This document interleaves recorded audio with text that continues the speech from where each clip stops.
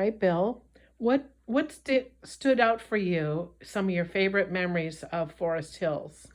I think the big thing that I've really stands out is the growth that I have seen from the time of 1960 to a high school of approximately 500 students to two high schools today, and of course involving many 1,200 at each building.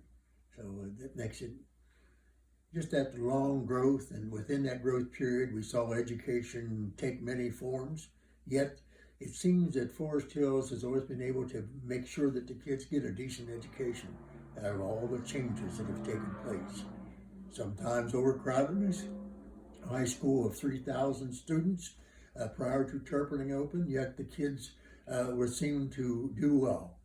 The fact that we actually went on half days, when that we would bring the ninth and 10th grade in the afternoon, and we brought the 11th, 12th grade in the morning. Yet these periods of time seemed to work out well, and we were able to survive and grow and to what it is today. So, Well, and for you personally, what are some of your favorite memories or things you remember or that you're proud of? there again, I think most of anything, I'm proud of the growth of Forest Hills. Proud that I was a part of it, and I was able to help along the way and do the best I could do in trying to further that movement today. Other things in athletics, I enjoyed, of course, a wrestling team, which I started in 1966, and the fact that one of my boys ended up third in the state of Ohio back when Ohio did not have classifications.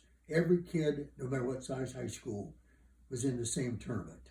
And that was quite an accomplishment back at that time because wrestling had just started in this area. I remember the other things that were funny. Maybe it was the driver's ed classes.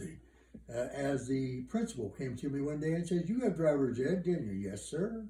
He said, "Well, what would you start a program?" So I started a driver's ed program, which lasted a few years, and that was interesting. How many kids that went through that program in the 4 or 5 years that we were able to have that.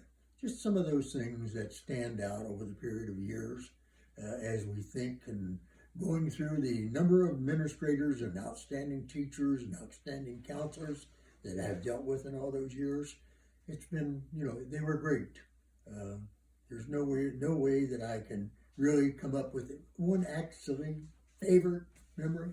No, my kids graduating from Anderson High School, great memory. Things of that type that took place.